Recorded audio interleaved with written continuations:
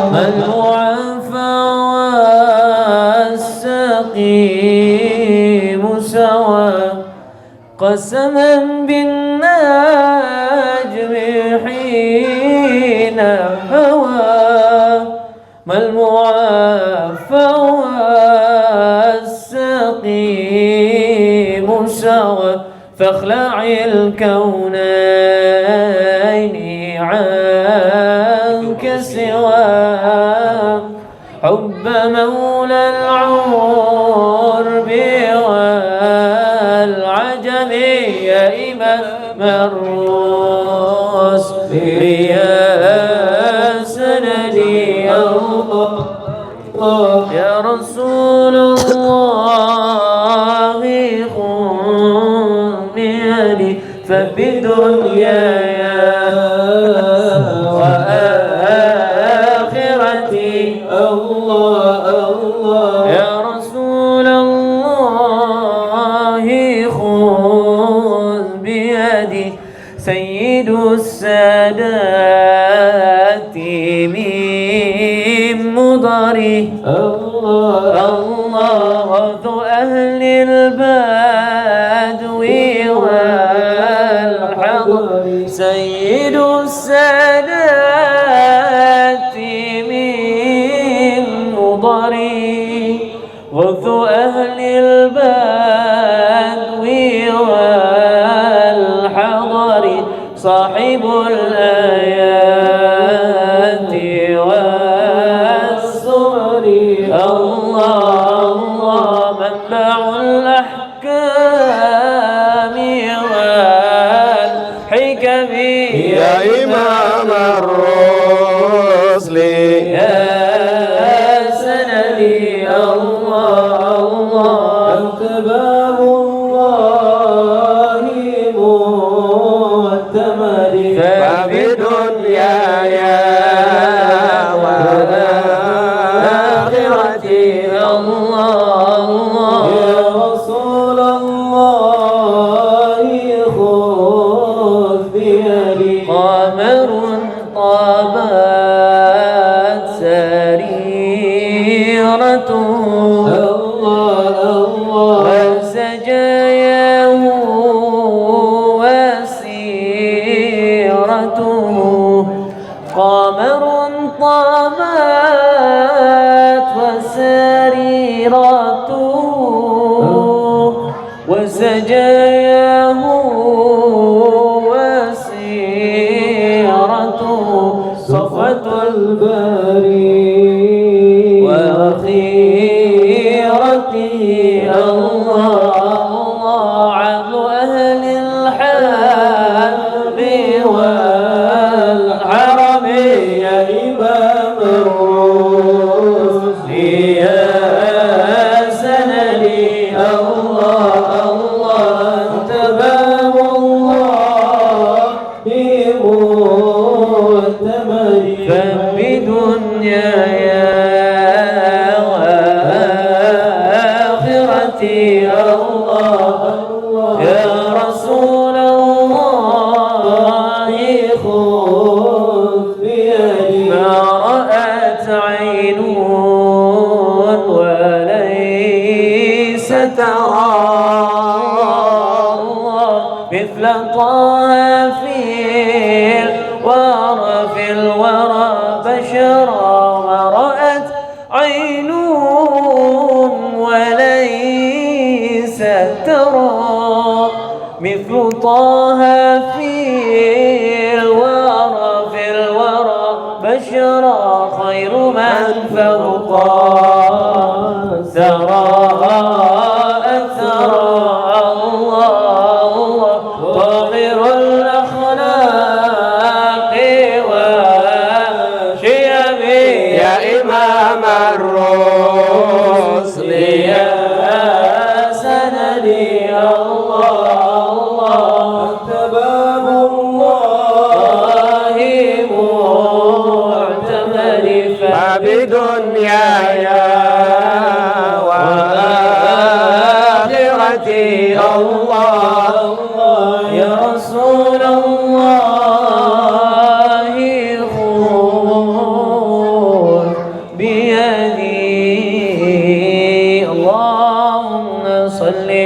وسلم وبارك عليه. السلام عليكم ورحمة الله وبركاته. Waalaikumsalam warahmatullahi wabarakatuh. أعوذ بالله من الشيطان الرجيم. بسم الله الرحمن الرحيم. الحمد لله رب العالمين الرحمن الرحيم مالك يوم الدين. إياك نعبد وإياك نستعين. اهدنا الصراط المستقيم صراط الذين أنعمت عليهم غير المغضوب عليهم ولا الضالين.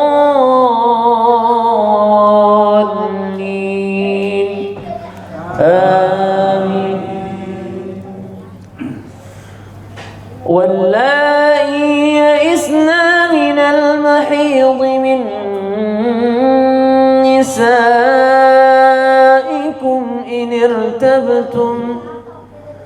إن ارتبتم فعدتهن 3 أشهر واللائي لم يحضن وأولاة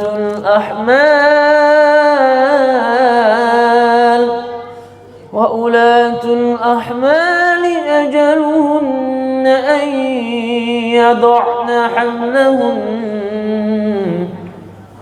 ومن يتق الله يجعل له من أمره يسرا. فإذا بلغن أجلهن فامسكوهن بمعروف أو فارقوهن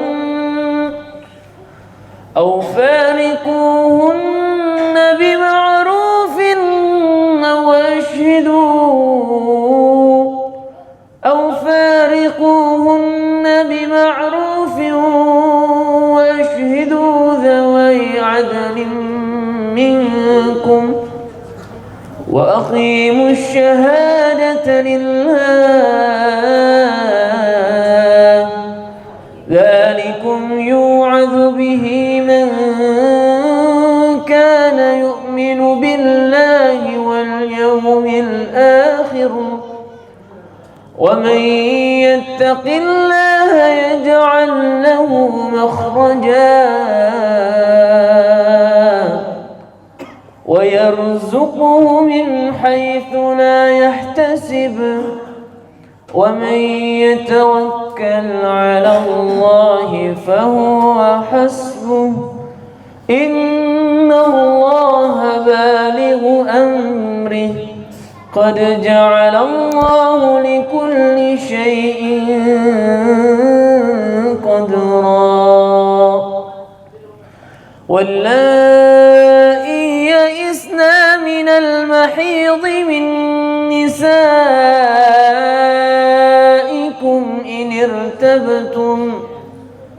إن ارتبتم فعدتهن 3 أشهر واللائي لم يحضن وأولاة الأحمال أجلهن أن يضعن حملهن. ومن يتق الله يجعل له من أمره يسرا. ذلك أمر الله أنزله إليكم. ومن يتق الله يكفر عنه سيئاته. ومن يتق الله يكفر عنه سيئاته ويعظم له أجرا صدق الله العظيم اللهم صل وسلم وزد وبارك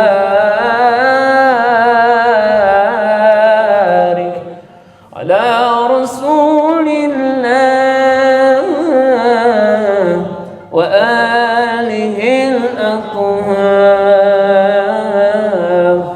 على رسول الله وأصحابه الأخيار والسلام عليكم ورحمة الله وبركاته. Assalamualaikum warahmatullahi wabarakatuh. Alhamdulillahi rabbil alamin. Hamdan katsiran thayyiban mubarakan fih. Asyhadu an la ilaha illallah wahdahu la syarikalah. Wa asyhadu anna sayyidana wa nabiyyana Muhammadan abduhu wa rasuluhu la nabiyya ba'dah. Allahumma salli ala sayyidina Muhammad wa ala ali sayyidina Muhammad kama sallaita ala sayyidina Ibrahim wa ala ali sayyidina Ibrahim fil alamin innaka Hamidum Majid. Qala Allah ta'ala fi kitabihil karim a'udzu billahi minasy syaithanir rajim. Bismillahirrahmanirrahim. Innal ladzina amanu wa 'amilus solihati kanat lahum jannatul firdausi nuzula. Wa qala Rasulullah sallallahu alaihi wasallam la yazidul umra illa albir wa la yazidul qadara illa ad-du'a wa innar rajula la yuhramur rizqa bidzambi yusibuhu aw kama jaa fil hadis. Bapak Ibu jamaah ngaji Pelo yang dimuliakan oleh Allah Subhanahu wa taala. Wabil khusus kepada Sohibul Bait Bapak Haji Ridho Nurul Adityawan beserta keluarga, kita doakan mudah-mudahan beliau dipanjangkan umurnya oleh Allah Subhanahu wa taala, diistiqomahkan dalam kebaikan dan terus dibimbing oleh Allah Subhanahu wa taala untuk bisa bermanfaat kepada banyak umat dan seluruh cita-citanya dikabul oleh Allah Subhanahu wa taala. Amin ya rabbal alamin. Alhamdulillah kembali kita berkumpul dalam majelis yang mulia, majelis yang telah dijanjikan oleh baginda Rasulullah sallallahu alaihi wasallam, yang apabila kita duduk dalam majelis tersebut setelah kita bangkit menyelesaikan kajian ilmu, maka janjinya Nabi adalah qumu maghfuran lakum qad buddilat sayyi'atukum hasanat. Apabila kalian berdiri dari majelis kalian kembali ke rumah kalian masing-masing, maka sungguh Allah Subhanahu wa taala akan menggantikan keburukan-keburukan kita dengan kebaikan-kebaikan dari Allah Subhanahu wa taala. Ini dari banyak janji yang Nabi sampaikan. Maka tidak akan pernah merugi orang yang duduk dalam majelis ilmu. Fahamnya dia, tidak fahamnya dia, semua akan mendapatkan kasih sayang dan ridho dari Allah Subhanahu wa taala. Karena dalam majelis ini yang Nabi mengatakan idza marartum biriyadil jannati farta'u. Apabila kalian melewati taman-taman surga, maka ambil buahnya, petik, ambil manfaatnya. Para sahabat bertanya, wa ma riyadul jannati ya Rasulullah? Yang dimaksud dengan taman surga dan buahnya itu apa? Maka Nabi bersabda, khilaqut ta'lim, yaitu duduk dalam halakoh ta'lim. Di antara manfaat duduk dalam majelis taklim itu supaya kita lebih kenal dengan syariat Allah dan kita tidak mudah untuk bermaksiat kepada Allah. Karena efek dari bermaksiat kepada Allah ini ruginya bukan hanya di akhirat. Orang yang bermaksiat kepada Allah itu ruginya juga bisa Allah langsung tunjukkan di dunia. Itu kata para ulama, ada yang mengatakan man ta'awwada ala ta'khiris shalah falyatahayya li ta'khiri kullu umuri hayatihi. Orang tuh kalau sengaja melalaikan sholat, lalaikan berarti kan dia termasuk bagian dari maksiat. Orang yang sengaja melalaikan sholat, apalagi lalai sampai tertinggal waktunya, fal yatahayya ala umuri hayatihi, maka Allah Subhanahu wa ta'ala akan menunda atau mengakhirkan dari beberapa perkara. Ini baru satu maksiat nih, belum maksiat berzina, belum maksiat ghibah, belum maksiat mencuri, belum maksiat dia berbohong, berdusta. Satu maksiat kita kerjakan, maka satu murka Allah sampai kepada kita. Allah Subhanahu wa ta'ala itu apabila tidak mencintai seorang hamba, maka Allah Subhanahu wa ta'ala akan menunda rizki yang Allah berikan kepadanya. Kadang-kadang kita nggak sadar, kenapa ya? Kok saya dapat uang kok susah sekali? Kok saya dapat kerjaan kok susah sekali? Giliran sudah dapat kerjaan tapi susah beramal kebaikan. Nah, itu kita harusnya introspeksi diri kita nih. Oh, karena kita melalaikan satu perintah dari Allah Subhanahu wa ta'ala. Kata para ulama tadi, man ta'awwada ala ta'khiris shalah falyatahayya ala umuri hayatihi. Di antara efek dari orang yang suka melalaikan sholat, ini bukan meninggalkan sholat teman-teman, melalaikan sholat. Ya, kalau sholat zuhur sekarang anggaplah jam 11.44, dia lalai sampai akhir memasuk waktu asar tanpa adanya uzur, maka dia termasuk orang yang melalaikan sholat. Maka kata para ulama, faliyatahayya ala umuri hayatihi, Allah akan menunda kepadanya atas 3 perkara. Yang pertama, menunda dia dalam pernikahannya. Nah, mungkin teman-teman yang belum nikah karena masih suka mengakhirkan waktu sholat, bisa jadi loh itu loh. Dan menikah juga termasuk bagian dari rizki. Ada orang duitnya banyak tapi nggak nikah-nikah. Ya mungkin karena salah satu sebabnya adalah dia takhirus sholat, berbuat dosa kepada Allah dengan menunda waktu sholatnya. Karena gini teman-teman, semua rizki yang Allah tetapkan dalam Al-Quran itu pondasi pertamanya adalah takwa. Kayak nggak nyambung kan dengan kita nih kan? Ya karena kita hidup di dunia yang apa-apa tuh ada ikhtiar. Tapi itu ayat yang dibaca Ustadz Ghifari tadi tuh, ayat menjelaskan tentang rizki dengan pernikahan. Jadi kalau kata ulama dalam kitab Jalbur Rizki, ya kalau nggak salah ya, itu tadi saya nggak bisa buka kitab itu karena saya khidmat sama guru saya, ada Gus Yusuf, alhamdulillah bisa khidmat dengan beliau dari mulai lepas duhur sampai menjelang maghrib. Jadi ini kalau nggak salah itu diantara di situ ulama menjelaskan cara cepat mendatangkan rizki, yang pertamanya adalah takwa. Itu tadi Ustadz Ghifari baca, wa may yattaqillaha yaj'al lahu makhraja wa yarzuquhu min haitsu la yahtasib wa may yatawakkal 'ala Allah fahuwa hasbuh qad ja'alallahu lahu min kulli syai'in qadra. Itu Allah Subhanahu wa ta'ala ingin menjelaskan kepada kita, lu takwa dulu baru ente ikhtiar, bukan ikhtiar dulu baru ente takwa. Makanya perintahnya Allah itu iyyaka na'budu wa iyyaka nasta'in.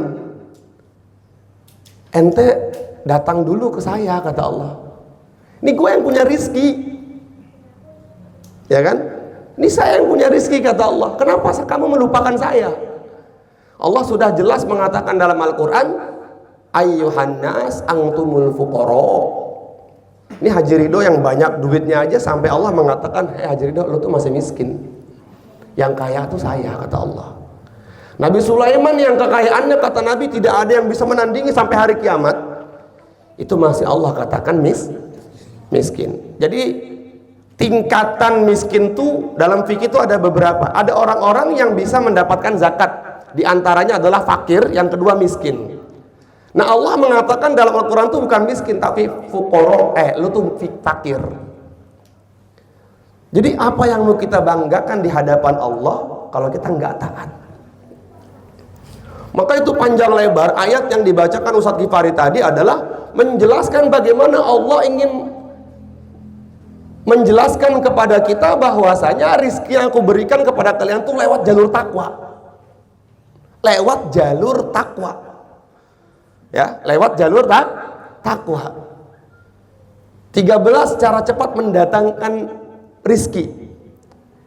Di antaranya nomor 1 adalah takwa, nomor ke-13 kerja, nomor 12 nikah. Itu kita pusing mikirnya. Nah, hari ini orang berbalik arah. Untuk mendapatkan rizki yang pertama kerja. Takwanya nomor 13. Dirubah. Ya bener gak? Bener. Jadi kerja tapi sholatnya ditinggalkan, ya kan? Makanya kan suka ada kalimat di media sosial tuh, saya bingung sama orang yang mencari rezeki tapi meninggalkan pemberi rizki. Bener nggak? Kenapa ente nggak sholat? Ini gara-gara saya mencari rizki nih. Loh, lu datang dulu kepada Allah yang punya rizki. Nah, di antara sebab Allah Subhanahu wa taala menunda rizki kita itu dikarenakan karena dosa kita. Dan pasti efeknya adalah ketika kamu bermaksiat, maka yang ditunda adalah rizki. Dan ingat, rizki itu bukan hanya berbentuk materi. Ya, Syekh Mutawali Asy'arawi ribuan kali saya sampaikan di sini, beliau mengatakan al-malu huwa adna darajatur rizki. Harta adalah rizki yang paling rendah. Wal afiyatu hiya a'la darajatur rizki. Sementara afiyah adalah derajat yang paling tinggi. Wal imanu fil qalbi, Allah menetapkan iman dalam hati kalian adalah tamamur rizki, harta rizki yang paling sempurna. Ya, jadi hari ini kita kadang-kadang pusing ketika kita di ATM gak punya uang.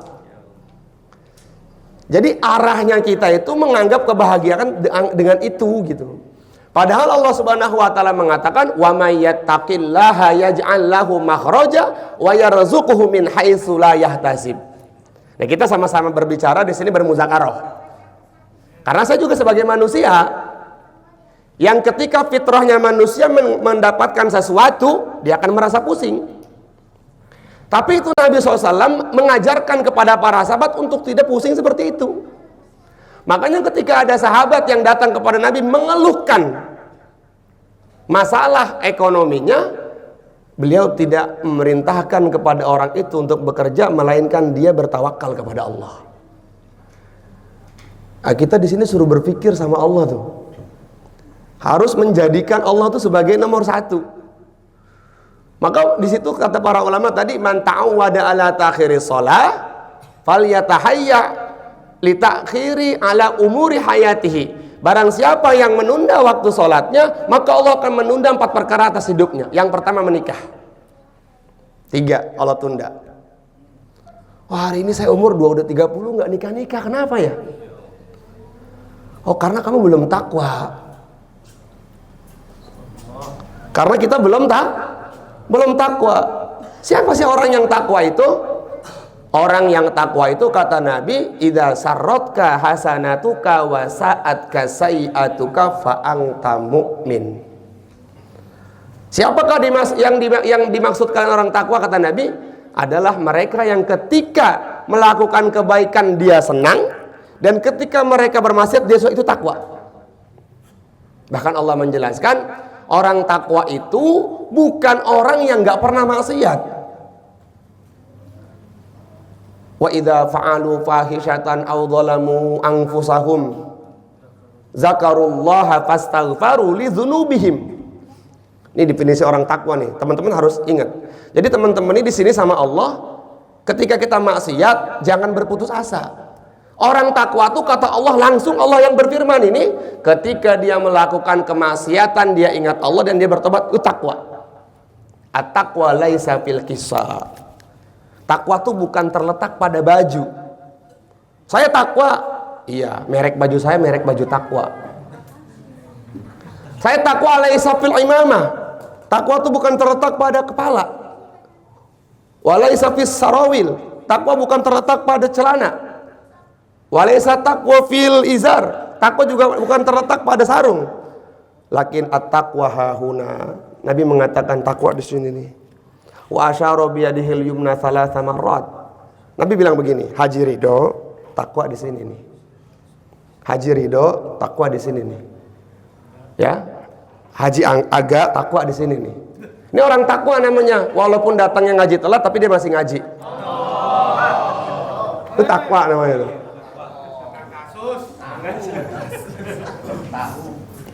Maka rizki itu maknanya luas teman-teman. Yang pertama adalah ketika kita melalaikan perintah Allah Subhanahu wa taala, Allah juga akan menunda rizki kita. Yang pertama adalah menikah. Padahal kata Nabi, tazawwajun nisa fa innahunna ya'tina bil mal. Menikahlah kalian, karena dengan menikah Allah akan menjadikan kalian orang kaya. Dengan menikah tuh, lu nggak nikah kenapa? Gue nggak punya duit, ya kan? Sampai akhirnya karena nggak punya duit, akhirnya dia bohong, 3 miliar ceknya palsu. Umat akhir zaman aneh-aneh aja ya. Ya Allah. Iya. Yang lagi rame sekarang kan gitu. Bohong. Ya Allah, ya Allah. Kasihan kan si perempuannya itu, ya Allah. Ya begitulah, kalau menikah karena sesuatu dunia, qad malla, sungguh pasti dia akan kecewa. Maka menikahlah kamu karena Allah. Kata Nabi, ayyuhas syabab tungkahul mar'a li arba'ati asya. Wahai para pemuda, apabila kalian menikah maka lihat wanita atas 4 kriterianya. Yang pertama lima liha. Yang pertama li jamaliha, cantiknya. Cantik itu penting. Karena Nabi tahu manusia itu adalah sifatnya bosenan. Makanya kenapa di surga itu Allah Subhanahu wa taala berikan kenikmatan-kenikmatan yang baru terus. Karena memang sifatnya manusia, fitrahnya adalah bosan. Innal insana khuliqa halu wa idza massahu syarru jazua. Itu Allah udah bilang, manusia itu bosenan. Kemudian yang kedua, wali nasabiha. Nasabnya harus jelas, siapa bapaknya, siapa kakaknya. Kata Sayyidina Abu Bakar, apabila kalian ingin menikah, falyanzur ila abiha wa akhiha. Maka lihatlah siapa bapaknya dia, siapa kakaknya dia. Kakak laki-lakinya. Wali nasabiha. Kemudian yang ketiga adalah wali maliha. Hartanya. Ya hartanya bukan berarti dia harus kaya. Maka di sini para ulama ngambil kesimpulan, yang maksudnya harta adalah dia tidak menuntut banyak kepada calon suami. Siapakah wanita yang paling baik? Aisaru mahriha, kata Nabi, yang paling tidak menyusahkan mahar terhadap calon suaminya. Siapakah laki-laki yang baik? Yang meninggikan maharnya. Jangan mentang-mentang kita tahu hadis ini, udah pokoknya kamu insya Allah sendal cukup ya sendal. Atau enggak, apa tuh dulu yang di Lombok itu kaleng kerupuk, kerupuk sama kaleng-kalengnya itu. Kemudian yang keempat, walidiniha, agamanya. Idza taribat yadaka fazfar bidzatid din. Kalau kamu tidak menemukan 1, 2, 3, maka kamu pegang agamanya, karena agama itu solusi. Jadi yang pertama adalah takwa. Kalau kita mengakhirkan perintah Allah, maka Allah akan mengakhirkan dalam pernikahan kita. Kemudian yang kedua adalah wazifatun, kerjaan nggak dapat. Ngelamar kesana kemari nggak ada kerjaan, dia nggak ada yang diterima. Atau sudah dapat tapi dia tidak menikmati dalam pekerjaannya. Itu kan teman-teman kalau ngerasa kayak gitu, lihat tuh, oh karena gue melalaikan sholat ini baru satu maksiat ini. Kadang-kadang nggak kita rasakan. Ini kenapa ya susah banget cari nafkah? Ini kenapa ya susah banget cari kerja? Ini kenapa ya gue dapat segini-segini aja? Kok nggak kaya-kaya? Oh, ternyata kita berbuat dosa. Ini efek baru di dunia nih, belum lagi di akhirat nanti. Kemudian yang ketiga kata para ulama adalah wadurriyatu afiyah.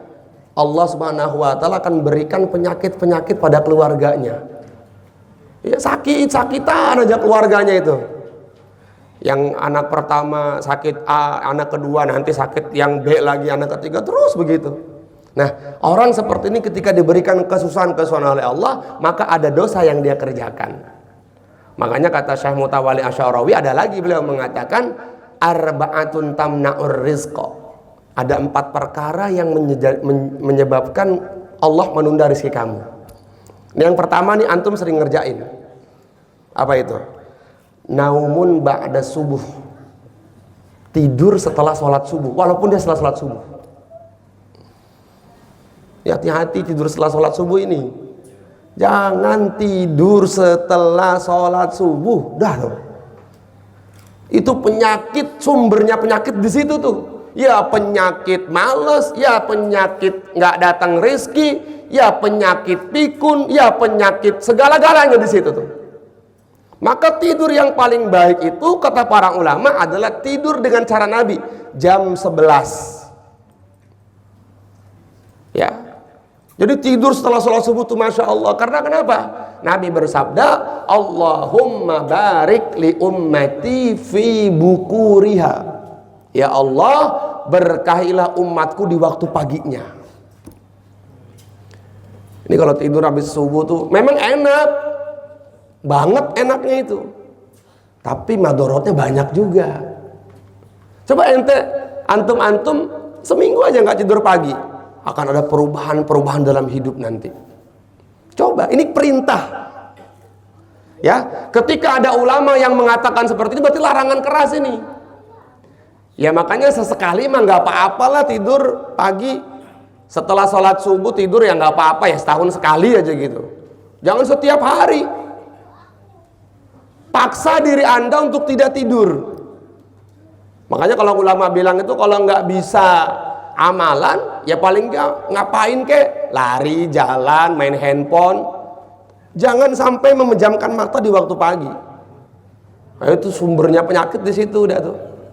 Dan Nabi SAW itu beliau sering mengirimkan rombongan-rombongan perang di waktu pagi.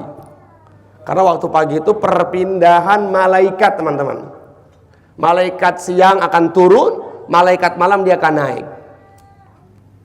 Wa Qur'anal fajri, bagaimana ayatnya? Inna Qur'anal kana mashhuda. Jadi waktu subuh itu waktu yang paling baik.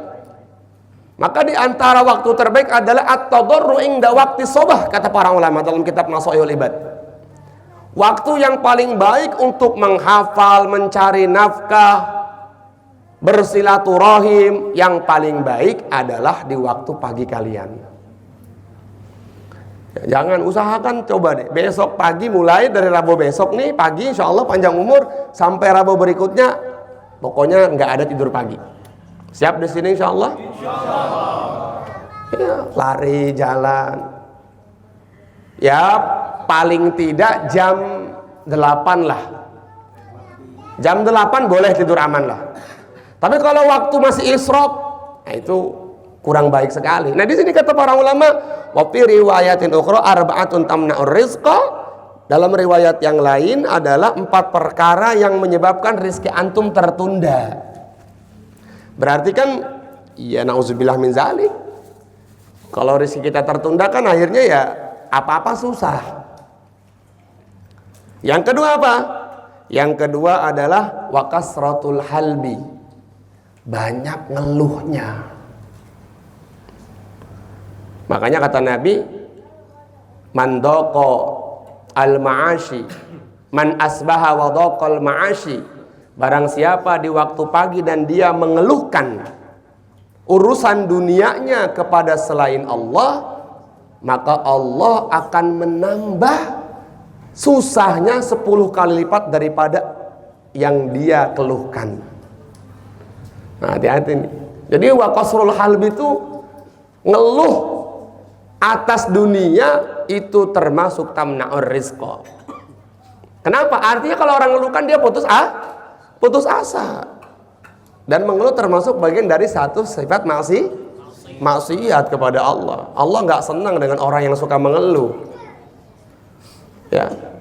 Kata Sayyidina Umar, "Inilah akrahu ahadakum syabahlala la fi amalid dunya wala fi amalil akhirah." Aku tuh benci sama orang yang suka ngeluh. Iya, ngeluh aja tapi nggak mau gerak, nggak mau action. Ya kan, gimana ya gue biar dapat kerjaan? Nah, dia nggak mau gerak, nggak mau mencari. Ya, duduk aja. Itu Allah Subhanahu wa taala perintahkan kepada Nabi Muhammad, ya ayyuhal muddatsir qum fa'anzir wa rabbaka wa thiyabaka. Hei Muhammad yang berselimut, bangkit, keluar, cari hidayah. Jadi hidayah tuh nggak datang cuman kita duduk aja. Ente nggak datang, gue pengen dapat kerjaan, ngewirid nggak dapat. Orang banyak dosa kita. Kita ini bukan keturunan Syekh Abdul Qadir Jailani. Allah dapat rezeki enggak.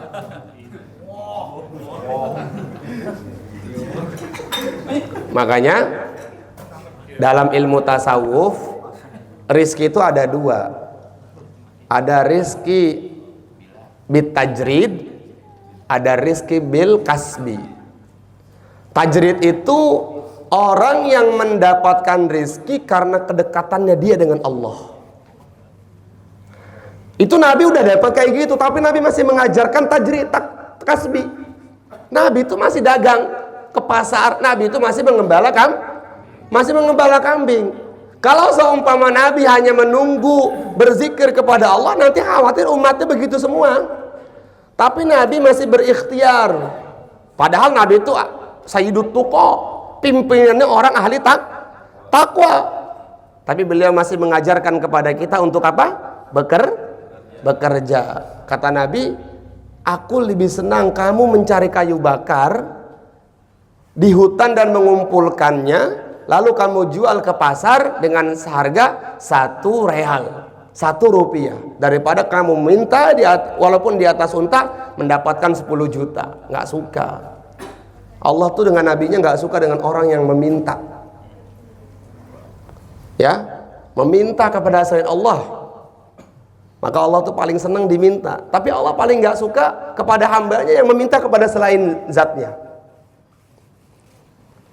Maka di antara yang menunda rezeki adalah kasratul halbi, banyak dan di antara sifat yang ngeluh itu adalah kata Allah, wala tai'asu mir rauhillah innahu la yai'asu mir rauhillah illal qaumul kafirun.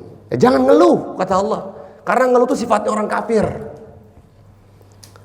Ini dikit-dikit ngeluh, bikin status, semuanya sampai statusnya kayak benang jarum, titik-titik tuh. Ya kan, ya Allah, perkara gas habis saja dia bikin status.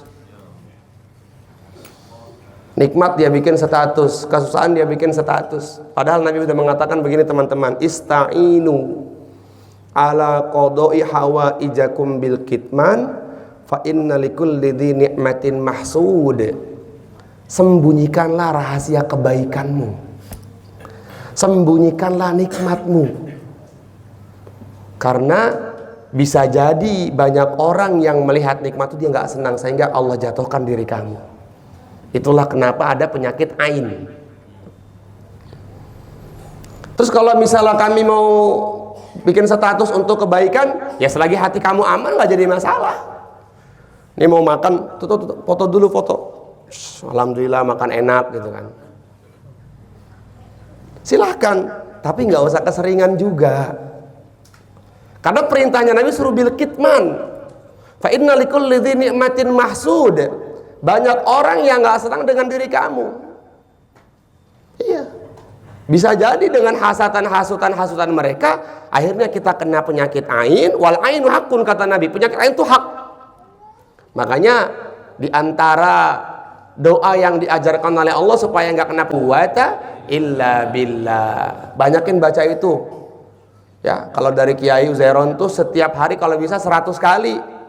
Karena banyak orang yang hasad sama kita. Ya.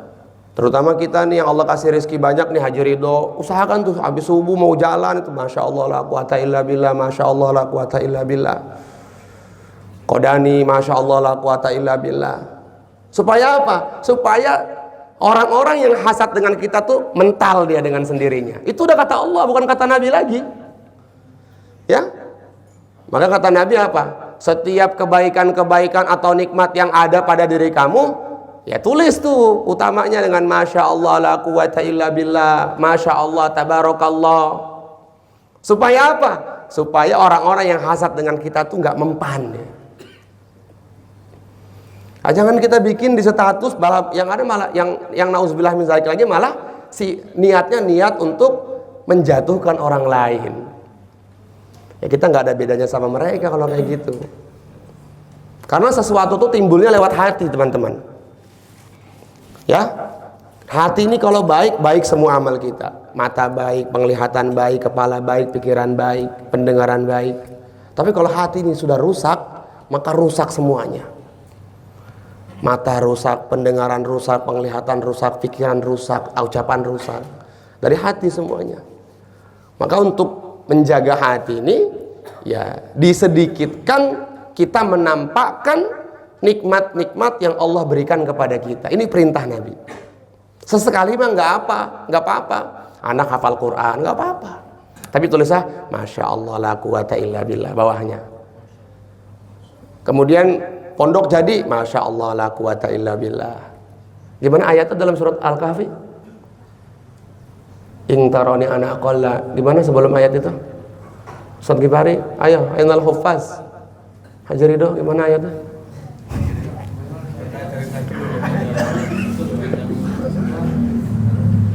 Apa? Iya, kalau masuk kebun itu Allah perintahkan itu. Hah?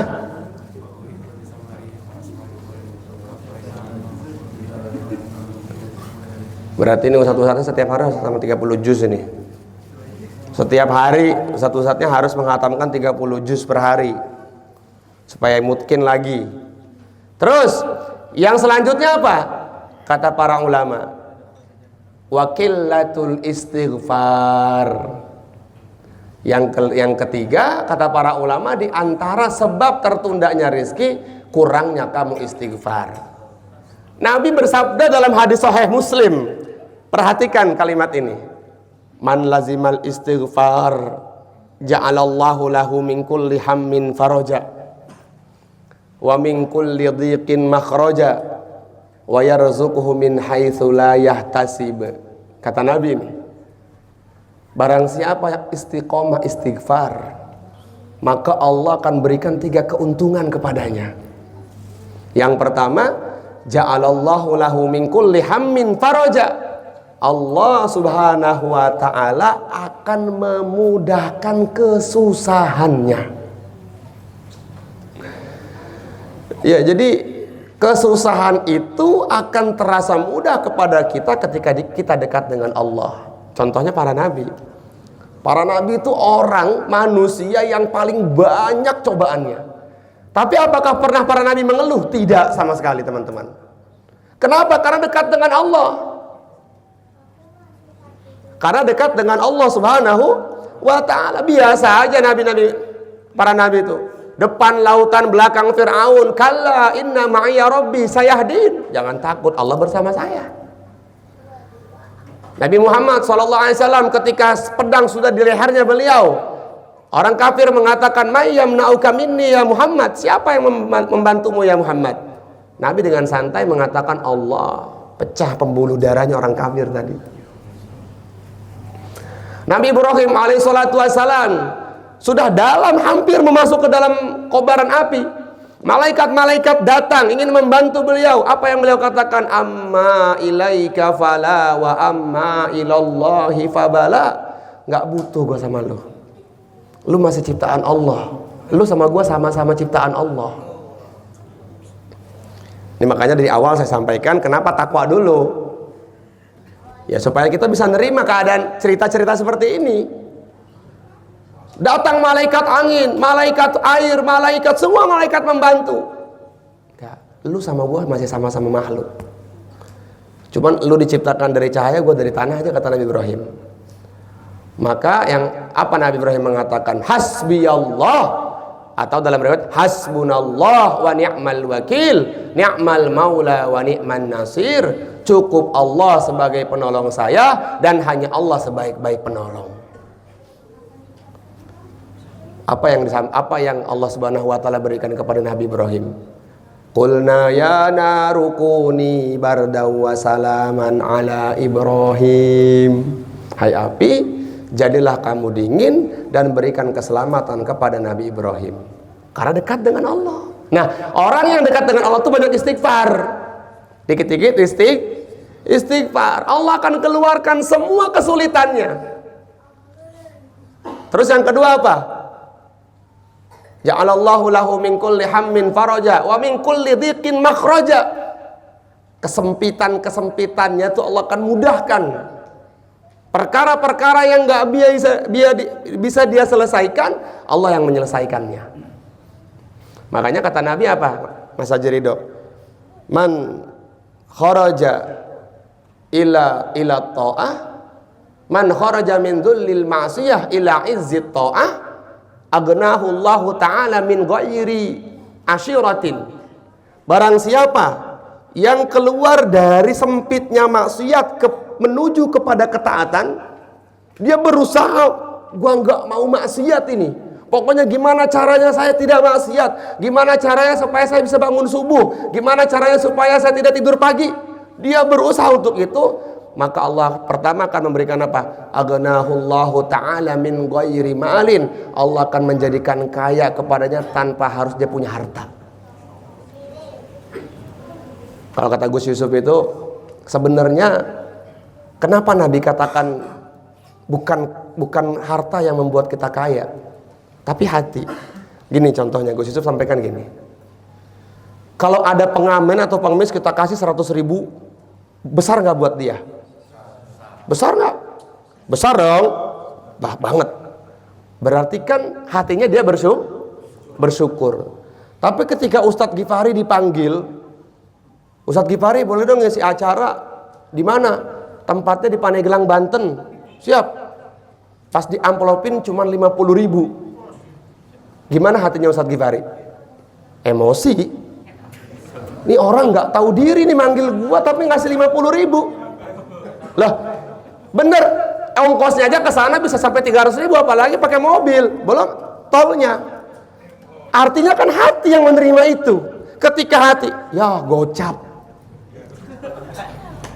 Sama-sama 50.000. Tapi yang satu, Masya Allah Pak Haji, terima kasih, Masya Allah.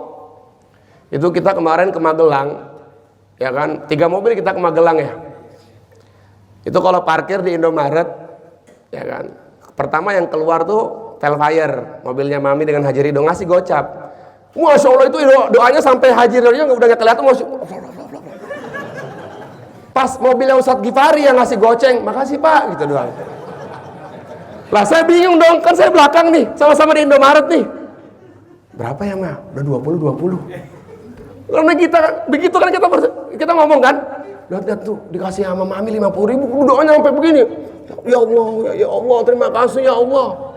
50.000 men tukang parkir, dikasih goceng, makasih Pak, cuma gini. Harga pasar.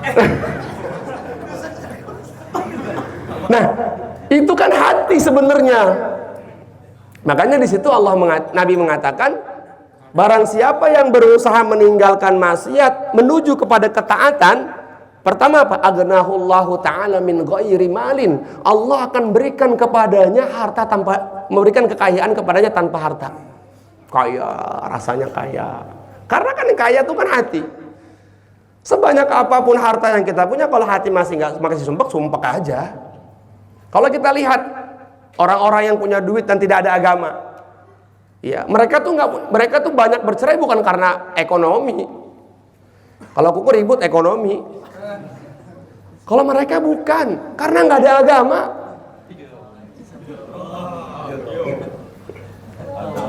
Ya kan? Seperti itu. Jadi artinya tuh syukur. Nah, untuk mencapai kepada derajat syukur ini harus dilatih, ya kan? Nah, diantaranya kita banyak-banyak istighfar kepada Allah. Karena kalau kita sudah dekat dengan Allah dengan istighfar, janjinya Allah apa? Istaghfiru rabbakum innahu kana ghaffara. Terus yursilis samaa alaikum midrara wa yumdidukum bi amwali wa banin wa yaj'al lakum anhara. Ya, itu kan. Itu Allah bilang, lu kalau istighfar, kuku kalau istighfar, saya banyakin harta kamu. Tapi kita kadang-kadang berpikirnya, masa istighfar doang banyak harta sih? Nah, tapinya itu tuh yang merusak iman. Makanya tadi saya persiapan tuh, ada seorang ulama ditanya, Sayyidina Abu Hasan Al-Basri ditanya, hal min zambin yang za'ul iman min qalbi minal abdi. Syekh, ada enggak dosa yang menjadikan iman itu rusak? Ada, kata Sayyidina Abu Hasan Al-Basri. Naam, ada katanya. Apa itu? Salah satu minad dzunubi tangziul iman minal abdi. Ada 3 perkara yang menjadikan seorang iman itu dicabut oleh Allah. Apa yang pertama? Allah yashkurallah ala ma akramahu minal iman. Dia nggak syukur dengan nikmat iman itu sendiri. Ditanya lagi, apa contoh orang tuh nggak syukur dengan nikmat iman? Beliau mengatakan tidak mau taat atas perintah Allah. Allah udah bilang hayya 'alal shalah, setelahnya hayya 'alal falah. Ayo sholat, lu menang. Berapa banyak hari ini di antara kita yang mendengarkan panggilan itu masih santai dengan kerjaannya. Ya. Yang pertama itu. Dan syukur tertinggi itu kata para ulama apa? Allah ta'siyallaha bima'asillah. Syukur paling tinggi itu bukan alhamdulillah.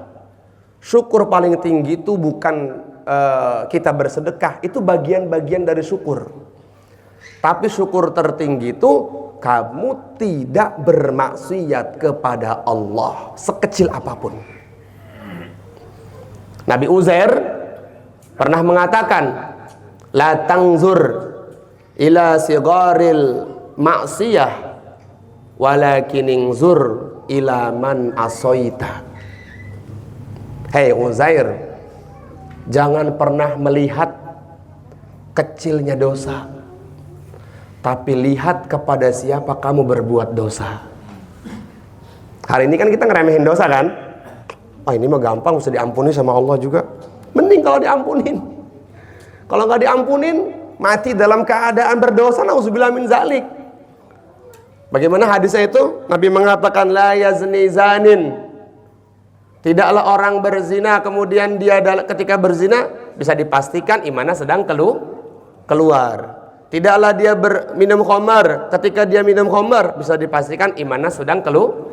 Karena kata Nabi, sekecil apapun iman itu akan mencegah dari kemaksiatan. Artinya teman-teman, ketika kita maksiat berarti iman sedang tidak ada dalam hati kita. Kok mati? Nauzubillah min zalik. Dan mati itu kan kapan saja datangnya. Ini cerita kemarin teman saya, Ustadz Zulfikar Lombok, sama-sama satu kelas saya dengan Ustadz Evan. Orang Lombok masih muda, lagi nge-gym matinya. Setelah sholat Isya, badannya bagus banget. Saya mau tanya, orang nge-gym tuh lagi sehat apa lagi sakit? Sehat banget, banget sehatnya. Itu ketemu sama saya di Temboro, ngobrol. Habis sholat Isya, dia nge-gym, habis ngangkat beban, kata teman-teman di grup WhatsApp itu. Tiba-tiba berhenti, kok kepala saya pusing, gelap-gelap. Allah, tidur, meninggal. Nah itu santrinya yang ikut nge-gym, nggak ngerti kan? Pas manggil yang ada di situ, ini udah nggak ada nih, meninggal. Itu meninggalnya enak banget, tidak menyusahkan orang. Tapi yang ditinggalnya susah itu, karena kan izinnya nge-gym, tapi mati. La ilaha illallah. Hati-hati, dan mati itu ya'ti baghtah kata Nabi. Mati itu datangnya kapan saja. Ya. Nauzubillah min zalik. Kalau kita mati dalam keadaan maksiat itu nauzubillah min zalik banget. Makanya kalau kata Kiai Uzairon tuh, sebodoh-bodohnya manusia yang dia berani bermaksiat kepada Allah. Paling bodoh tuh manusia, paling bodoh tuh orang maksiat. Padahal rezeki dari Allah, nafas dari Allah, makan dari Allah. Tapi Allah tuh walaupun kita bermaksiat, Allah tuh tidak zolim kepada kita, dan kita tetap masih diberikan sesuatu sesuai janjinya Allah gitu. Ya. Makanya itu kita kalau seumpama orang maksiat itu langsung dicabut nikmatnya oleh Allah Subhanahu wa taala, mungkin banyak di antara kita yang hari ini udah mati karena nggak bisa nafas.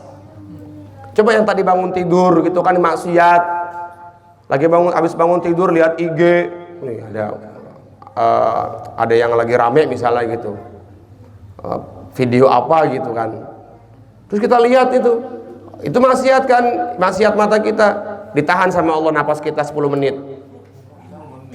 Bangun 10 menit, 1 menit aja mampus kita, apalagi 10 menit.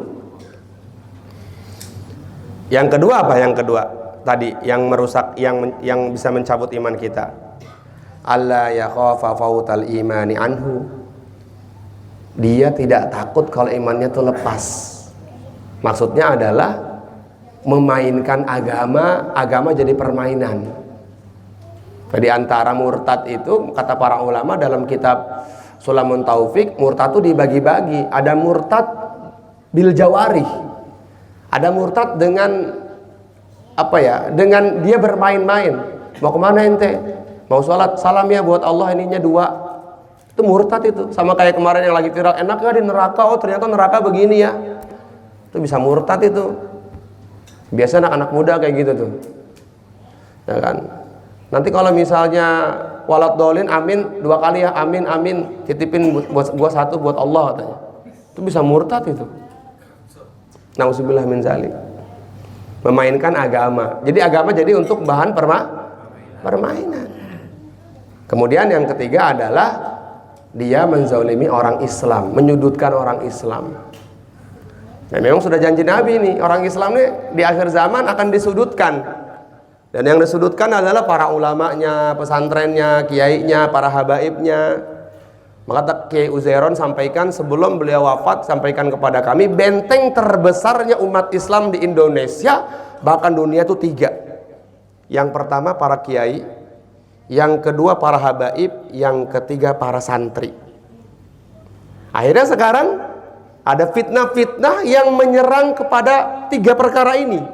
Tahun kemarin rame, orang didoktrin untuk tidak cinta kepada habaib. Padahal Nabi mengatakan taraktu fikum amroini idza tamassaktum lang tadilla abada. Aku tinggalkan kepada kalian 2 hal yang apabila kalian bersungguh-sungguh dalam 2 hal tersebut, maka kalian tidak akan sesat selama-lamanya. Yang pertama yaitu adalah kitab Allah, kitabnya Allah, Al-Qur'an. Yang kedua wa sunnati wa itrati ahli baiti, kata Nabi, sunnahku dan aku meninggalkan keluargaku. Maka wajib untuk kita mencintai mereka. Ustadz, habaib nih dia nggak sholat, habaib nih dia berjudi, habaib nih dia berzina. Iya, jangan benci sama habaibnya, benci sama tingkah lakunya. Nabi Muhammad tuh sayang sama Abu Jahal. Kalau seumpama Nabi Muhammad dengan Nabi Muhammad melihat kejahatan Abu Jahal, nggak mau lagi Nabi Muhammad datang ke tempat Abu Jahal. Tapi Nabi Muhammad tetap mencintai Abu Jahal. Kenapa? Dia paman saya, dia Quraisy.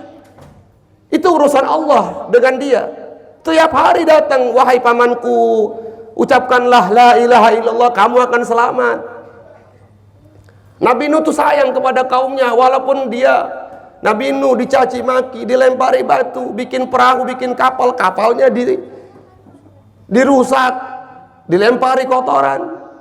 Nah, kita juga begitu kepada mereka. Bahkan bukan hanya kepada mereka, kepada orang Islam kita harus cinta.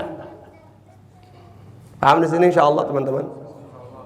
Kepada siapapun kelompoknya selagi masih dalam payung, di bawah payung Ahlus Sunnah wal Jamaah, sayangi mereka. Apapun organisasinya, sayangi mereka. Ini saya mau pesan sama teman-teman, saya menyampaikan pesan Kiai Ubed kemarin. Tidak harus sama, tetapi wajib kerjasama dalam kebaikan. Kebaikan yang dia buat itu mendatangkan ridha Allah, kerjasama dengannya. Nggak harus sama kayak kita. Lo harus ikut NU ya, lo harus ikut Muhammadiyah ya, lo harus ikut Jamaah Tabligh. Nggak harus sama. Yang penting sama-sama la ilaha illallah. Ingat nih, artinya apa? Setiap organisasi itu sudah ada jatah takdirnya masing-masing. Dan kata Kiai Ubed sampaikan begini, kebaikan yang kita buat sekarang itu barokah guru-guru kita dulu. Jangan mentang-mentang guru kita sekarang nggak sama kita, akhirnya kebaikan itu jadi berkurang kita kepada mereka. Jangan. Loh, saya bisa ngaji barokahnya Abah bisa ngaji barokah gurunya Abah. Saya tuh dididik dari kecil, saya ngaji tuh nggak pernah sama siapa, sama Abah guru saya tuh. Maka Abah tuh guru dunia saya, guru akhirat saya tuh.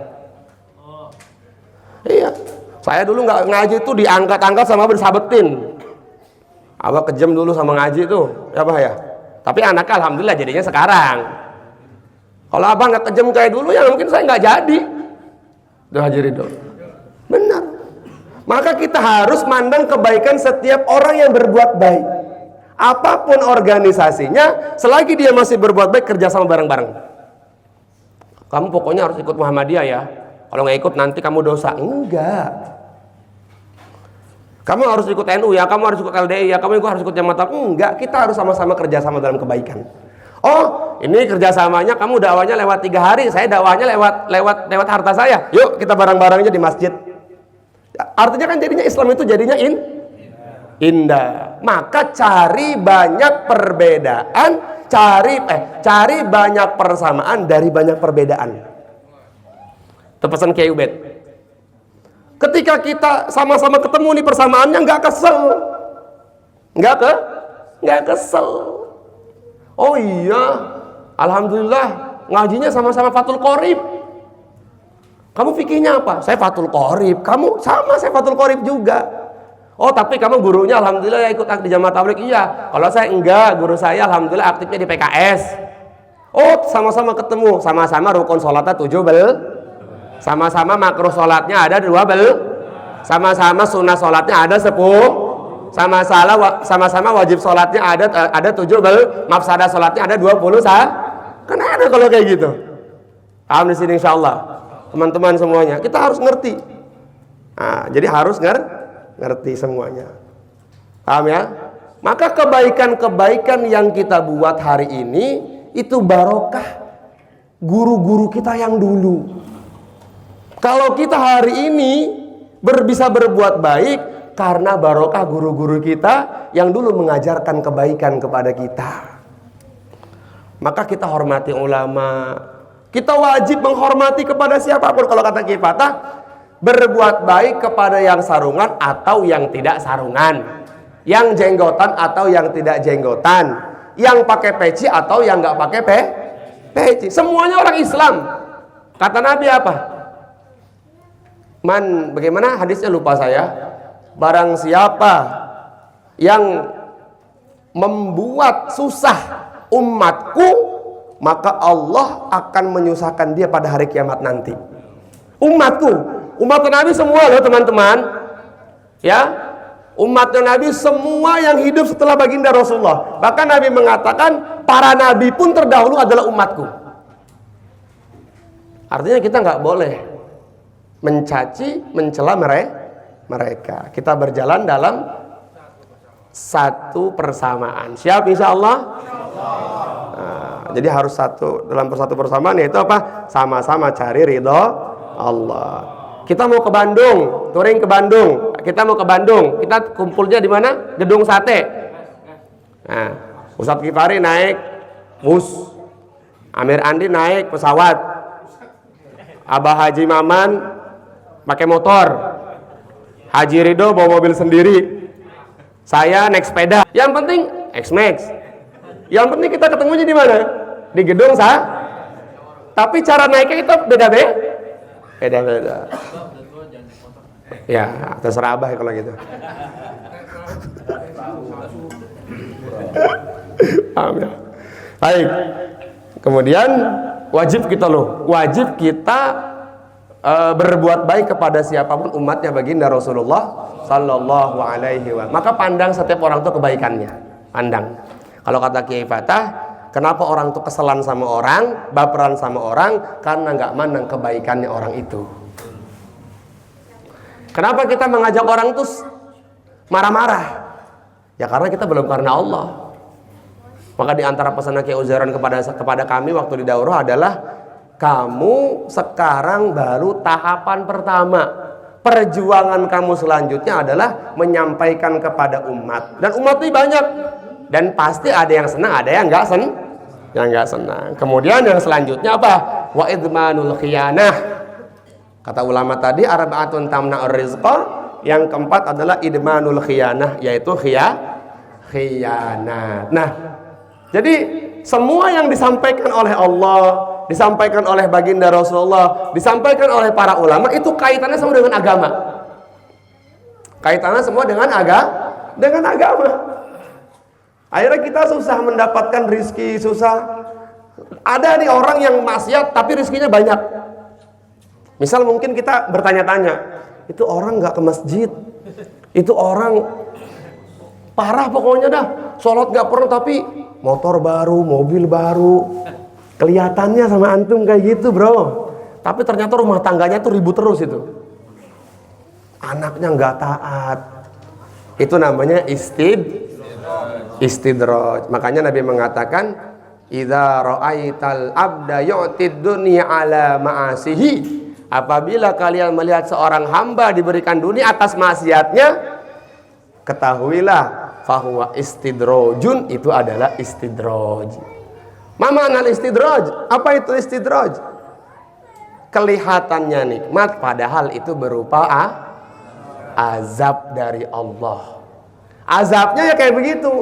Makanya Allah mengatakan bagaimana ayatnya? Falamma nasuma dzukiru bihi fatahna alaihim abwaaba kulli syai' hatta idza farihu bima utu akhadnahum baghtah fa idzahum mublisun. Kata Allah nih Mas Haji, ketika mereka lupa kepada aku, kata Allah, aku buka pintu rezeki untuk mereka.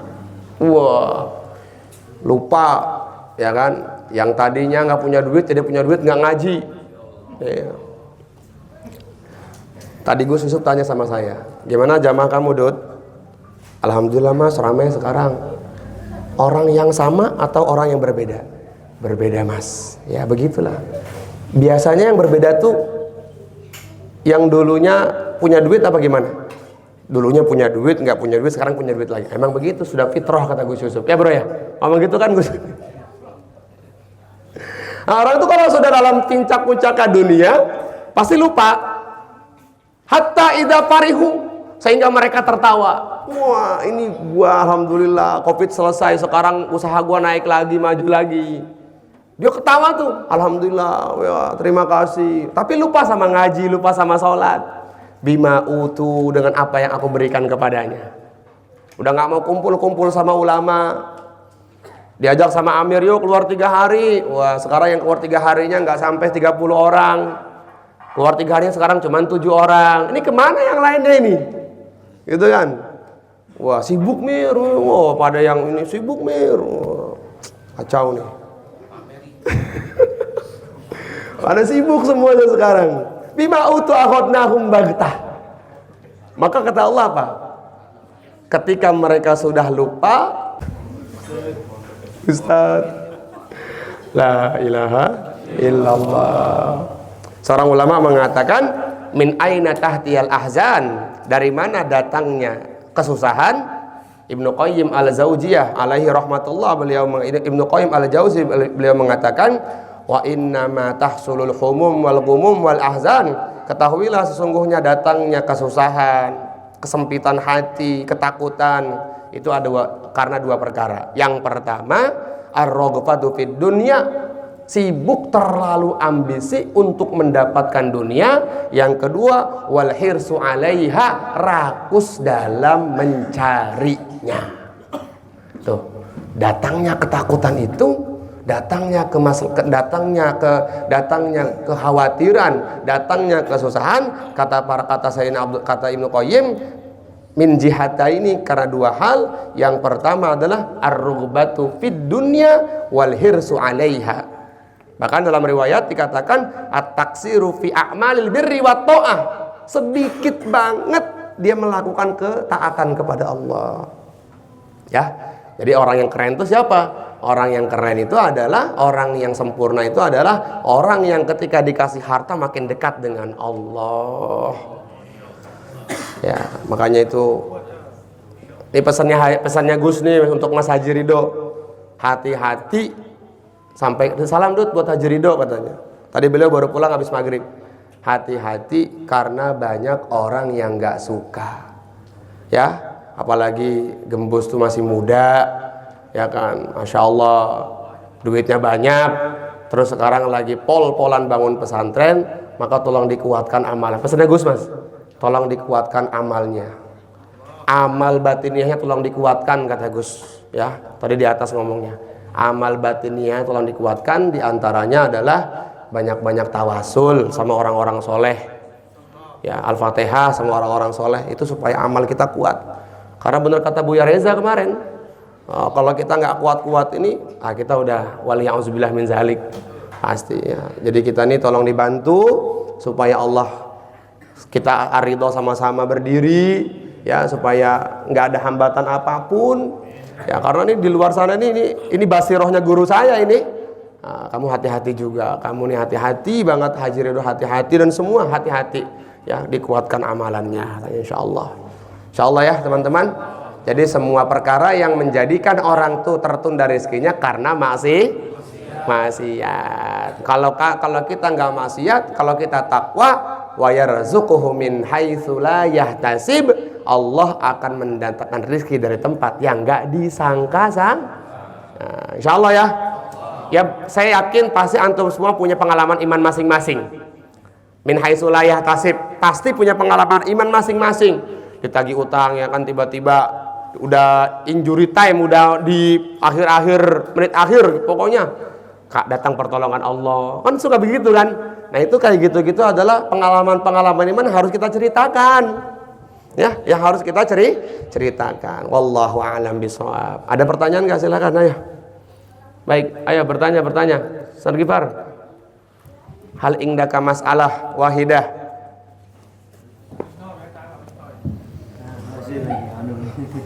Ya, baik, ada yang bertanya?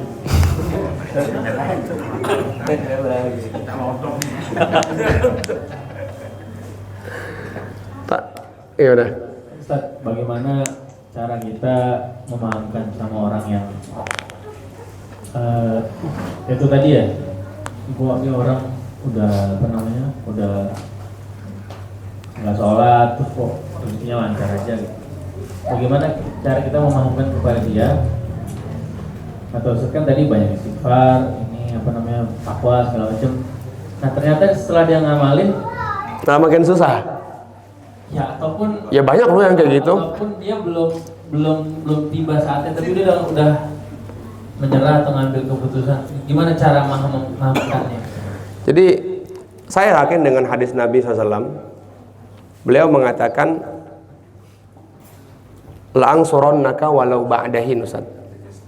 Apabila kalian meminta kepada aku akan tolong sampai waktu yang ditentukan.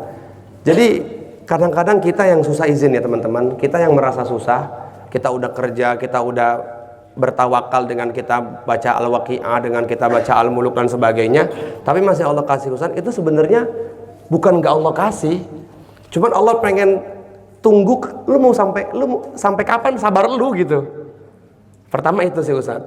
Jadi sesuatu yang kita minta sekarang bukan harus sekarang dikasih, tapi nunggu waktu yang tepat buat kita. Mungkin bisa jadi kalau kita dikasih sekarang, kita bisa sombong. Ya, mungkin bisa sombong seperti itu. Maka semakin kita bersabar, itu kan termasuk rezeki juga. Nah, cara memahamkannya adalah ya diajak kajian. Emang berat sih buat kita, ini berat, asli berat banget. Saya sendiri aja berat gitu kan. Karena perkara akhirat itu kita belum mengetahui itu. Kadang-kadang saya yang menyampaikan aja, iya kalau kita nggak ikhtiar tuh nggak bisa dapat itu gitu. Tapi dengan gini, ikhtiar itu perintah Allah, tawakal juga sama-sama perintah Allah. Maka ya jangan sampai dia terlalu percaya dengan ikhtiarnya sampai melupakan tawakalnya sih Ustadz, gitu aja. Diajak duduk dalam majelis, nggak bisa langsung kita sampaikan, nanti dia marah malah. Udahlah sekarang mah yang nyata-nyata aja bro. Iya, ada orang kan begitu. Hah? Banyak ya kan. Lu apa sih suruh baca Waqi'ah? Gue baca Waqi'ah tiap hari masih begini-begini aja. Lu padahal hati dia tenang, anak dia nggak sakit, itu kan bagian dari rezeki sebenarnya gitu. Cuman dia nggak ngerti itu. Ya, nggak sadar itu gitu kan. Ketika dia bisa taat, ini taat nih, kita bisa ngaji tuh rezeki besar banget ya Allah Gusti.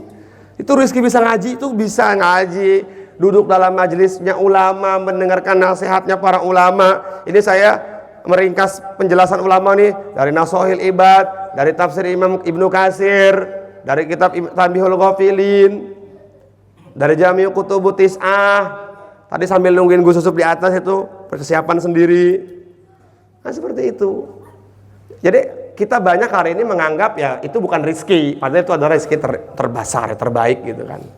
Maka sekarang mindset kita adalah rezeki terbesar kita adalah iman, udah. Iman tuh sempurna rezeki kita, udah paling kita punya iman tuh alhamdulillah. Ya walaupun jadi kita kalau kata para ulama ya biasa kita bayangkan kan itu orang mati nggak punya iman, Allah marah, orang mati nggak punya duit, ya Allah nggak marah gitu kan, aman kayak gitu. Jadi penanaman seperti harus kita ulang-ulang Ustaz. Kita sampaikan, ajak dia ngaji. Kepahaman itu kan dari Allah Subhanahu wa taala juga. Kemahaman gini, kepahaman bersedekah itu menambah rezeki, itu susah. Nah, itu udah sampai tingkatan-tingkatannya Haji Ridho, Kodani, Bang Aga. Kalau mengeluarkan Allah akan kasih ganti gitu. Makin kita mengeluarkan banyak, maka peralon apa pelaron sih? Peralon ya. Peralon air yang rezeki buat kita tuh digedein lagi sama Allah, jadi banyak lagi. Jadi kayak gitu. Tapi kalau kita masih mikir, Allah juga mikir sama kita. Padahal sudah banyak janji-janji Allah tentang sedekah begini. Tapi kita masih ya susah sih memang. Tapi kita harus belajar insya Allah ya. Harus belajar memahami itu dengan ilmu. Lagi-lagi dengan ilmu. Ilmu tuh untuk bisa memahamkan kita atas kehendak Allah dan perkara-perkara yang belum tampak yang dijanjikan Allah dan Rasulullah. Itu ilmu. Makanya kenapa orang tuh wajib berilmu. Ya. Jadi kalau nggak berilmu kita akan ngawur, ngelantur. Iya, orang kalau nggak punya ilmu bicara agama ngelantur. Penyanyi dangdut bicara fatwa, sama aja bohong. Kenapa saya bisa komentari dia? Karena saya punya kapasitas. Iya, kata para ulama, la ya'riful wali illal wali. Ya kan? Orang itu tidak akan mengetahui wali kecuali dia wali. Lah saya bisa komentari seorang penyanyi dangdut itu karena saya punya kapasitas dan dia tidak punya. Saya katakan ini sama jamaah, apa yang dia sampaikan tuh ngawur semua. Dia mengutip hadis ini nggak salah semua. Jadi seperti itu. Makanya di antara tanda hari kiamat kata Nabi apa? Yukadzibul kadzib as-shadiq. Orang bodoh bicara agama. Banyak sekarang dengan gaya-gaya dia ceramah menisbatkan nama Nabi tapi nggak dari Nabi. Padahal Nabi sudah mengatakan 15 abad yang lalu, man kadzdzaba alayya muta'ammidan falyatabawwa maq'adahu minan nar. Barang siapa yang berbicara atas namaku sementara itu nggak pernah dariku, maka Allah sediakan dia tempat di neraka jahanam. Apalagi menafsirkan Al-Quran. Dan dia mengatakan menurut saya. Ente siapa? Udah ente bisa ya bikin lagu dangdut. Nggak usah bicara-bicara seperti nggak usah bicara-bicara agama. Akan kayak gitu. Jadi orang kan jadi awam yang awam nih ngeblunder sekarang nih. Gue harus yakin sama siapa nih? Maka buat yang alim dia harus punya ilmu yang serius. Buat yang awam dia harus taklid kepada gurunya. Ikut gurunya. Ya.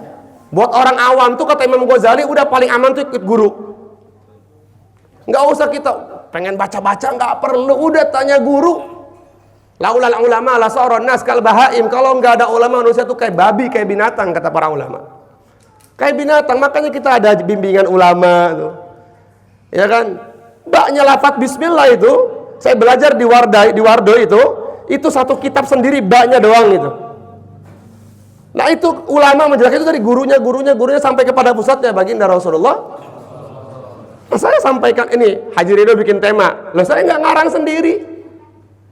Buka-buka kitab, ngerangkum. Ini kalau dibukukan udah banyak kan. Perkataan-perkataan ulama. Nggak apa kata saya. Siapa saya?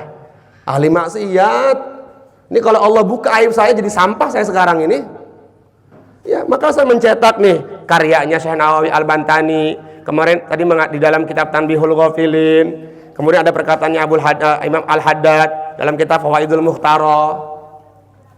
Ya sambil. Terus saya punya di sini ada tafsir saya juga udah kasih Ustadz Gifari.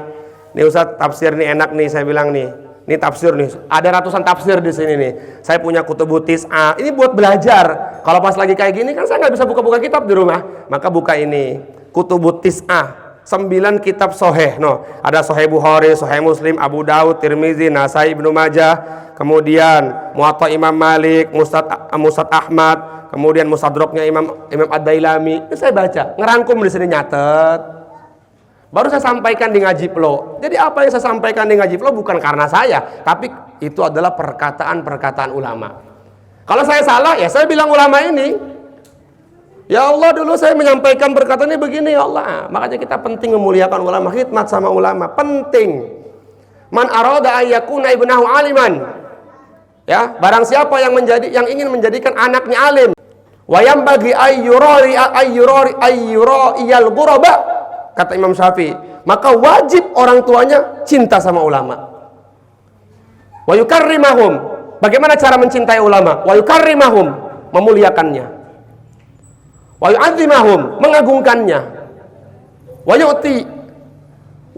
yu'tiyahum, memberikan hadiah kepadanya. Illam yakun aliman, kata Imam Syafi'i. Kalau tidak jadi anak kamu itu, maka pasti akan ada keturunan kamu yang menjadi ulama. Nah sekarang ulama dicaci maki teman-teman. Ya kan? Maka saya santri. Saya muhtadurin santri. Sampai sekarang menjadi santri. Gus Yusuf dengan saya itu satu kelas. Tapi karena beliau anak guru saya, maka saya wajib khidmat kepada beliau. Kata para ulama apa? Ibnu Syekh kasyekh. Anaknya guru adalah guru. Bagaimana teman-teman melihat saya dengan Gus Yusuf? Sekelas dengan saya. Beliau nggak pernah ngajar saya, tapi karena beliau adalah guru, anaknya guru saya, maka saya wajib khidmat kepada beliau.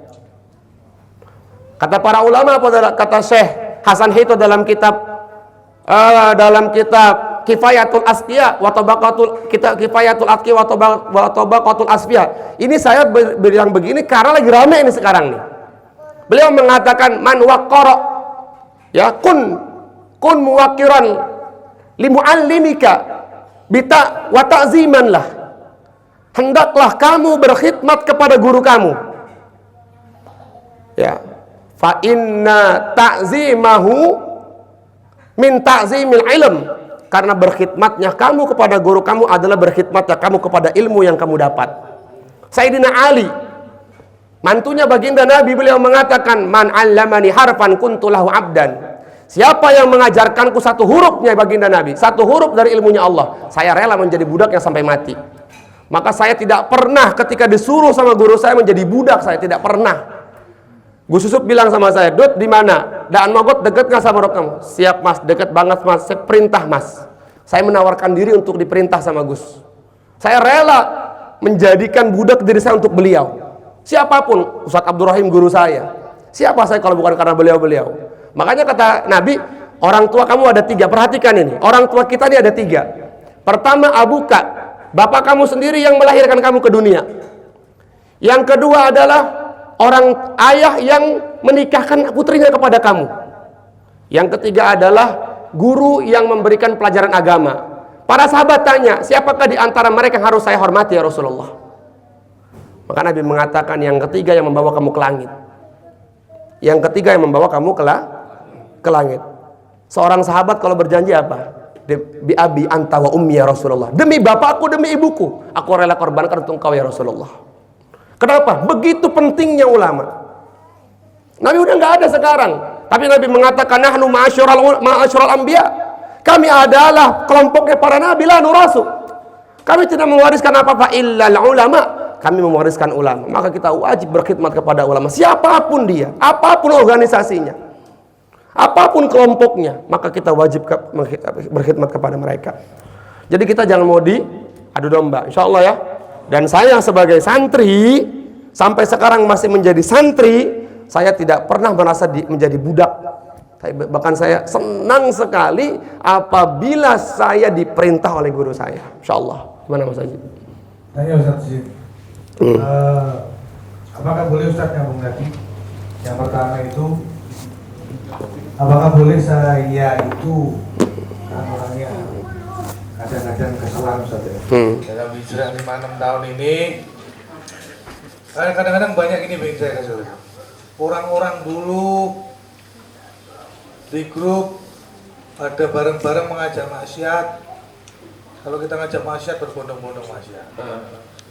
Sekarang kadang-kadang ngajak ngaji, undangan ngaji.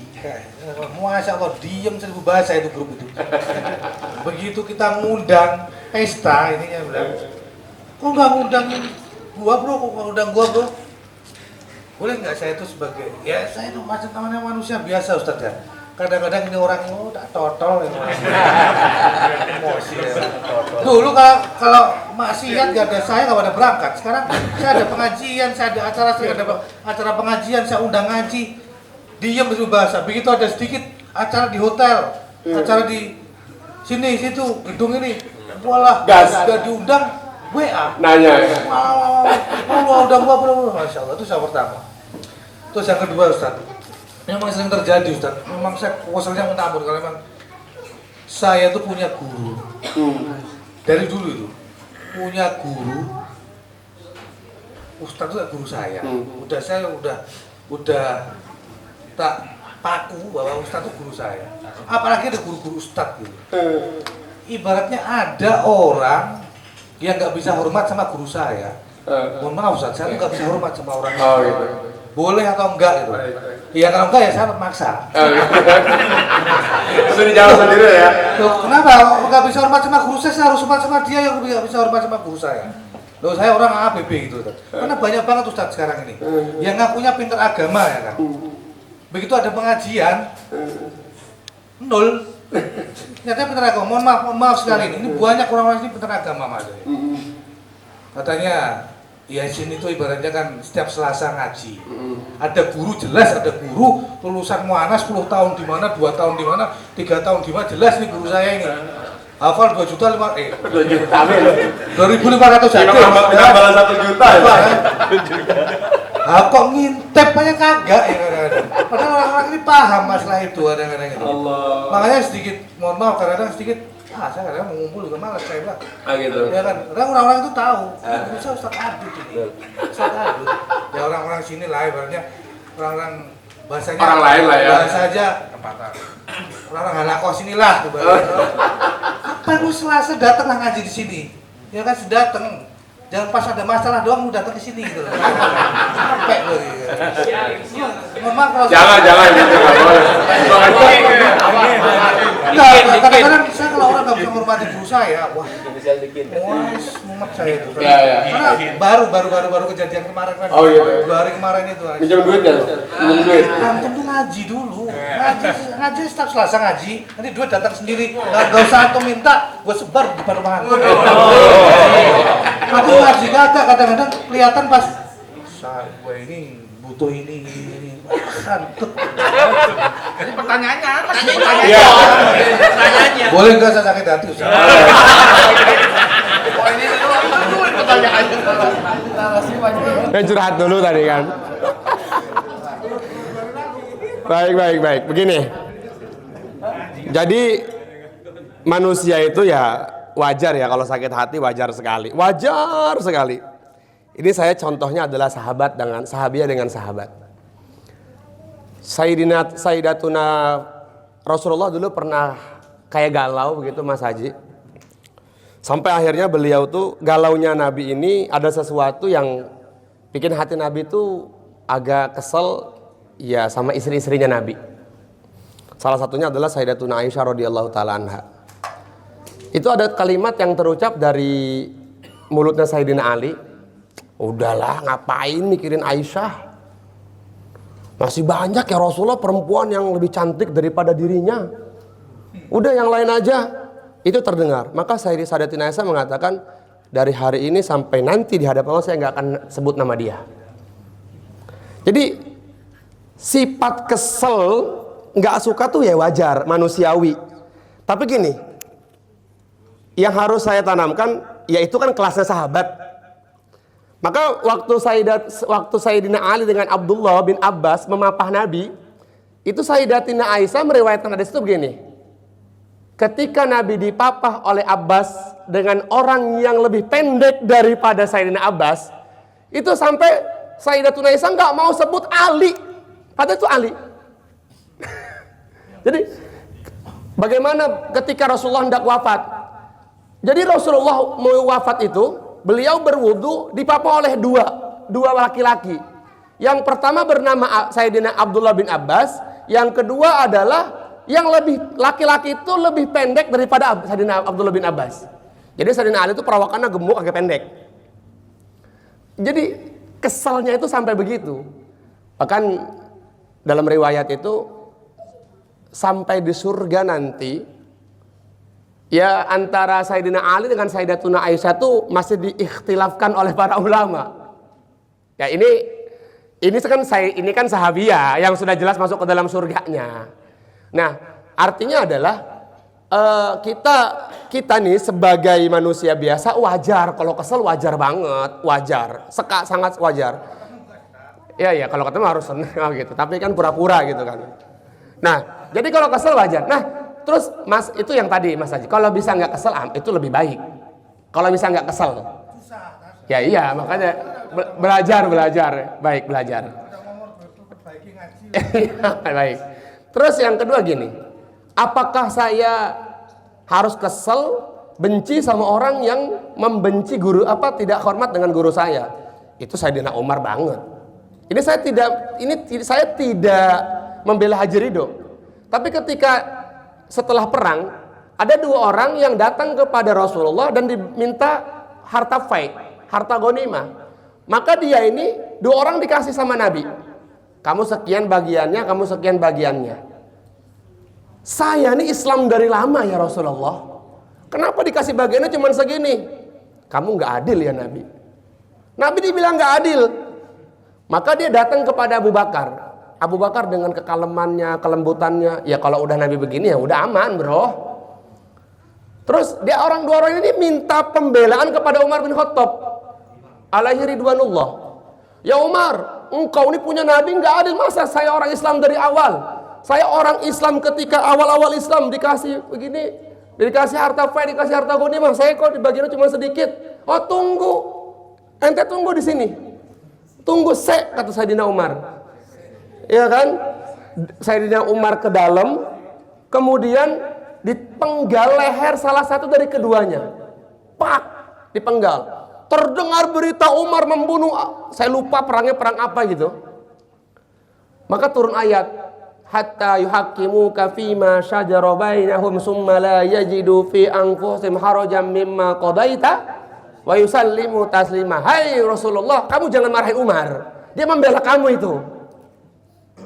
Maka apa yang dikerjakan Umar adalah satu kebenaran. Siapa orang yang menghina guru saya? Ya, perhatikan ini. Siapa orang yang menghina guru saya? Maka saya pun ya akan kesel. Seperti itu. Jadi boleh aja Mas Haji kesel sama orang, jangan dipenggal juga.